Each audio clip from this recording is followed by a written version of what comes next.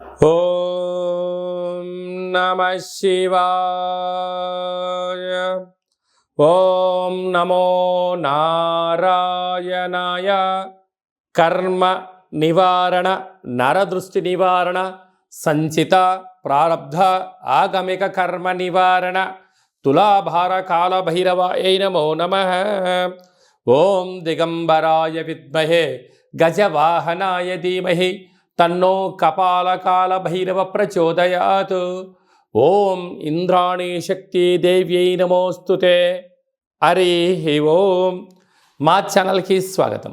చూస్తున్న వీక్షకులకు, ప్రేక్షకులకు, ప్రియ కాళ భైరవ భగవద్బంధులకి స్వాగతం పలుకుతూ, మమ్మల్ని ఎంతగానో ఆదరిస్తూ ఉండబడినటువంటి ప్రియ సోదర సోదరీమణులకు అందరిపైనను, సనాతన ధర్మ సంరక్షకులకు, జ్యోతిష్య అభిమానులకు అందరికీ కూడా స్వాగతం పలుకుతూ, ఆదివారం అమావాస్య పుష్యమి నక్షత్ర సందర్భంగా అందరికీ నిండు నూరేళ్ల ఆయురారోగ్యాలను ప్రసాదించాలని శ్రీ కాళీ సమేత కాళభైరవ స్వామిని వేడుకుందాం.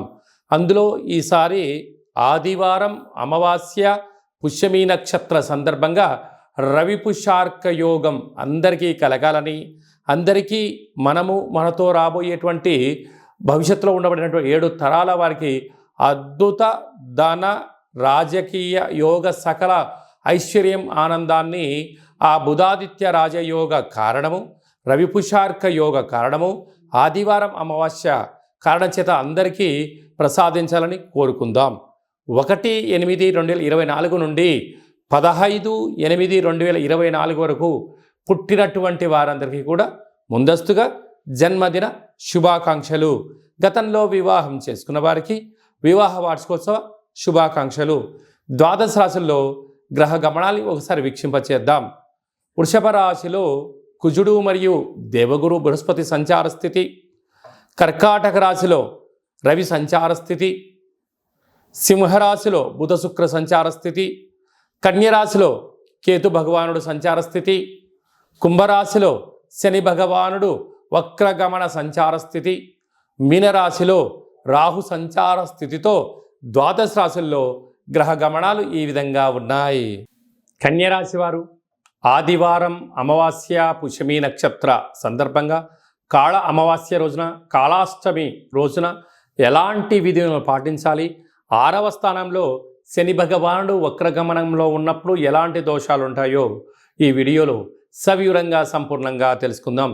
కన్యరాశిలో ఏ నక్షత్రాలు వస్తాయనగా ఉత్తరా నక్షత్రంలోని 2, 3, 4 పాదాలు, హస్తా నక్షత్రంలోని 4 పాదాలు, చిత్తా నక్షత్రంలోని 1, 2 పాదములు కలిపితే కన్యరాశి. చాలామందికి పుట్టినటువంటి కాల సమయంలో డేటా బర్త్లో లేనటువంటి కారణం వలన పేరు యొక్క మొదటి అక్షరాన్ని అనుసరిస్తూ రాశిని తెలుసుకునే ప్రయత్నం చేద్దాం. టో, పా, పీ, పు, ష, అణ, ఠ, పే, పో అక్షరాల వారందరూ కూడా కన్యరాశి జాతకులే. కన్యరాశి యొక్క అధిపతి బుధ భగవానుడు. వీరికి రాశిలోనే కేతు సంచార స్థితి ఉండడం, 6వ స్థానంలో శని భగవానుడు కుంభరాశిలో వక్రగమన ప్రయాణం అవ్వడం వలన విశేషంగా రుణ సమస్యలు, రోగ సమస్యలు, శత్రు సమస్యలు పొంచి ఉండినను నూతనంగా వివాహమైన దంపతులకు పుత్ర పుత్రిక సంతాన యోగము, తల్లిదండ్రుల నుంచి ఆస్తులు చరాస్తులు, మీరు ఎదుగుదలకు మీ తల్లిదండ్రుల నుంచి, బంధువుల నుండి, మిత్రుల నుంచి అనేక రకాలమైనటువంటి ధన సంపద మీ సొంతం కాబోతుందని చెప్పి గమనించాలి.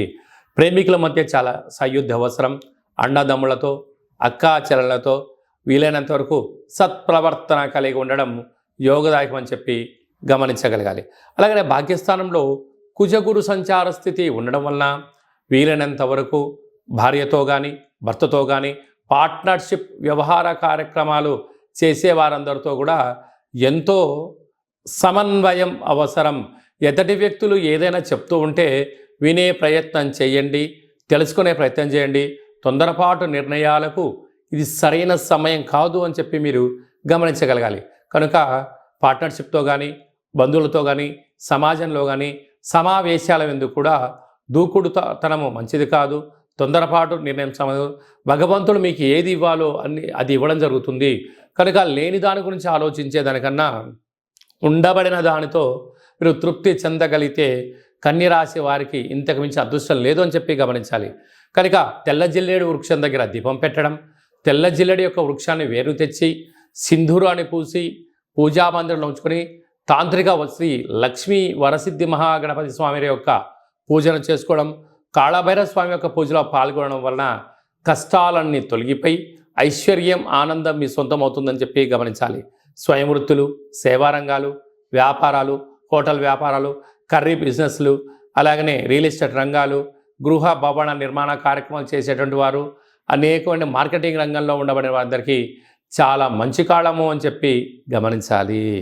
ముఖ్యమైనటువంటి పండగల గురించి క్లుప్తంగా సవివరంగా సంపూర్ణంగా తెలుసుకుందాం. 4వ తారీఖు 8వ నెల 2024 సంవత్సరంలో ఆషాఢమాస బహుళపక్ష ఆదివారము అమావాస్య పుష్యమీ నక్షత్ర సందర్భంగా చాలా మహోన్నతమైన పర్వకాలం అని చెప్పి గమనించాలి.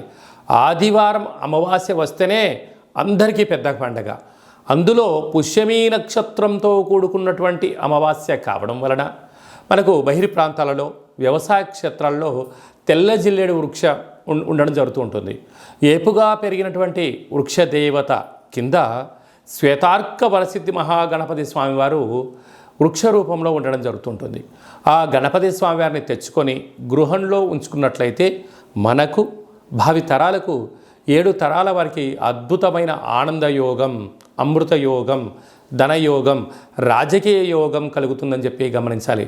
కనుక మనం అమావాస్య రోజు ఉదయాన్నే నిద్రలేచి ఇంటిని అలా శుద్ధి పెట్టుకొని మంగళ స్నానాలు చేసుకొని ఇంటికి మామిడాకులు కొబ్బరాకులను ఏర్పాటు చేసుకొని సూర్య నమస్కారం చేసి సూర్య భగవానికి అర్ఘ్యం వదిలిపెట్టడము, ఒక తెల్ల జిల్లేడు ఆకులలో చక్కెర పొంగలి పాయసాన్ని భగవంతుడికి నైవేద్యంగా ఏర్పాటు చేయడము, సూర్య నమస్కారాలు, సూర్య ఆసనాలు, సూర్యోపాసన, ఓం హ్రాం హ్రీం రౌం సహ సూర్యాయ నమః అనేటువంటి మంత్రాన్ని ఒక 108 సార్లు తప్పకుండా పారాయణం చేసినట్లయితే అద్భుత యోగం కలుగుతుందని చెప్పి గమనించగలగాలి.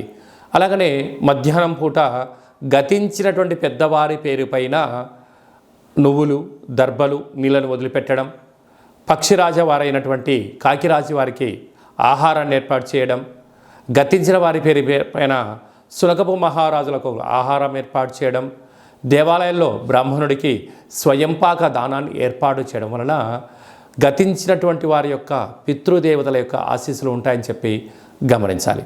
సాయం సంధ్య కాగానే సాయంత్రం 4:30 నుండి 6 గంటల వరకు రాహుకాల సమయం ఉంటుంది కనుక ఇంట్లో ఒక అష్టదళ పద్మాన్ని వేసుకొని నిమ్మకాయలతో దీపాన్ని వెలిగించడము, విష్ణు సహస్రనామ పారాయణం కానీ లలిత సహస్రనామ పారాయణం చేయడం వలన ఇంటిలో రాహుకాలంలో చేసే పూజ ఫలిత ప్రభావం వలన నరదృష్టి, శత్రు ప్రభావాలు తొలగిపోతాయి. చీకటి పడ్డాక లేకుంటే ఉదయం కానీ ఇంటికి ఒక ఎర్రటి గుమ్మడికాయను దిష్టి తీసి పలగొట్టడం, దారం కలిగిన నిమ్మకాయని కట్ చేసి గడపకు ఇటువైపు అటువైపు పెట్టడం, కార్లను, ఫ్యాక్టరీలను, కర్మాగారాలను శుద్ధి పెట్టుకొని సాంబ్రాణితో ధూపం వేయడం వలన ప్రశాంతత కలుగుతుందని జరుగుతుంది. మిగతా రోజుల్లో 1000 జపం చేస్తే ఎంతటి ఫలితం వస్తుందో ఆ రోజు ఒక్క నామాన్ని స్మరించిన కాళభైరవ అన్న, కాళికామాత అన్న, వెంకటేశ్వర అన్న, ఓం నమశివాయ అన్న అద్భుతమైన ఫలితం కలుగుతుంది అని చెప్పి గమనించాలి. ఆ రోజు చేసే పూజ, ఆ రోజు చేసే దీక్ష, ఆ రోజు ఉండబడిన మౌనము మనకెంతో ఐశ్వర్యాన్ని, ఆనందాన్ని మనకు కలిగిస్తుందని చెప్పి గమనించగలగాలి. అదే కాకుండా ఆ యొక్క అమావాస్యను కాళ అమావాస్య అంటారు. అంటే కాళిదాసు లాంటి వాళ్ళు, బట్టి విక్రమార్కుడు లాంటి వాళ్ళు, శివాజీ చక్రవర్తులు లాంటి వారందరూ కూడా ఇలాంటి రోజులలోనే సాధన చేసి కాళ స్వరూపమైనటువంటి కాళికామాతను, కాళభైరవ స్వామిని ప్రసన్నం చేసుకున్నారని చెప్పి గమనించాలి. అలాగనే మనకు 12వ తారీఖున 13వ తారీఖున శ్రావణమాస శుద్ధాష్టమి సందర్భంగా, కాళ అష్టమి సందర్భంగా కాళభైరవ స్వామి స్మరణ, ధ్యానము యోగదాయకం అని చెప్పి గమనించాలి. మన యొక్క దేవాలయంలో 4 శనివారాలు, 4 మంగళవారాలు, శుద్ధాష్టమి, పూర్ణిమ, బహుళాష్టమి, అమావాస్య సందర్భంగా నిత్యము కాళభైరవ హోమం జరుగుతూ ఉంటుంది. కనుక దేవాలయంలో అర్చన, అభిషేకాదులు, కాళభైరవ స్వామి యొక్క ముడుపు, కాళభైరవ స్వామి వారి యొక్క కూష్మాండ దీపము పెట్టడం జరుగుతుంటుంది. హోమంలో పాల్గొనడం వలన సకల అష్ట కష్టాలు తొలగిపోతాయి. కాలము అనగానే కాళభైరుడి యొక్క చేతిలో ఉంటుంది.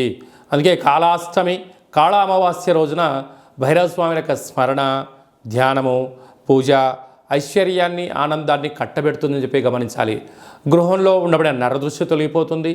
వ్యాపారాల్లో ఉండబడినటువంటి ఆటంకాలు తొలగిపోతాయి. విపరీతమైనటువంటి జనాకర్షణ, ధనాకర్షణ కలుగుతుందని చెప్పి గమనించాలి. ఆసక్తి కలిగితే ఇంట్లో చేసుకోండి.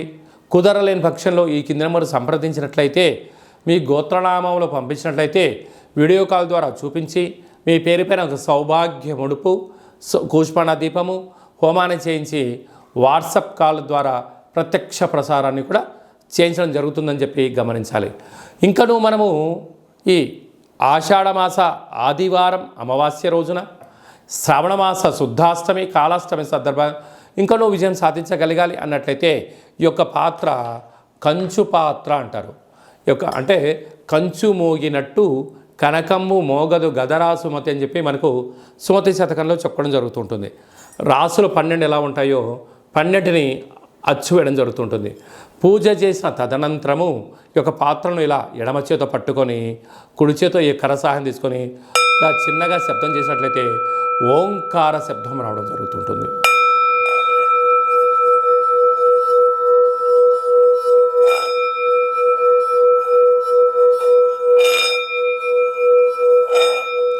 ఈ ఒక ఓంకార శబ్దం ధ్వని వలన మానవుని యొక్క శరీరంలో చక్రాలు వికసింపచేయడం, ఇంట్లో ఉండబడినటువంటి దరిద్ర దేవత బయటికి వెళ్ళడం, గ్రామంలో సంచరించేటువంటి మహాలక్ష్మి దేవత గళ్ళు గళ్ళు అంటూ మన ఇంటికి రావడం, మన ఇంట్లో అమ్మవారు కూర్చోవడం వలన సకల ఐశ్వర్యానికి, సకల ఆనందానికి అపార కుబేర సంపన్నులు అవుతారని చెప్పి గమనించాలి.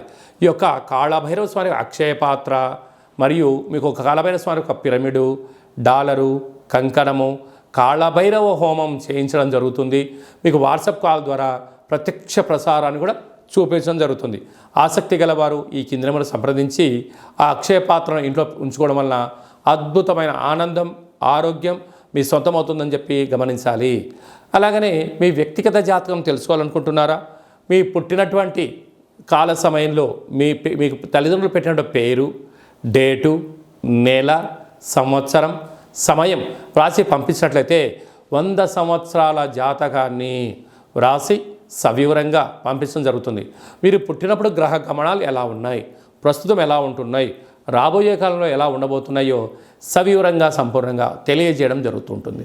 అలాగనే చాలామందికి పుట్టినటువంటి కాల సమయంలో డేటా బర్త్లు లేనటువంటి వారందరికీ మీ పేరు యొక్క మొదటి అక్షరాన్ని అనుసరిస్తూ రాసి తెలియచేస్తూ ప్రస్తుత కాలమాన ప్రకారంగా గ్రహ గమనాలు ఎలా ఉన్నాయి, భవిష్యత్తులో ఎలా ఉండబోతున్నాయో అనేటువంటి విషయాన్ని తెలియచేస్తూ రమణ శాస్త్రం ద్వారా అనగా గవ్వల ద్వారా భూత, భవిష్యత్, వర్తమానాన్ని తెలియజేయడం జరుగుతుంది గవ్వల ద్వారా.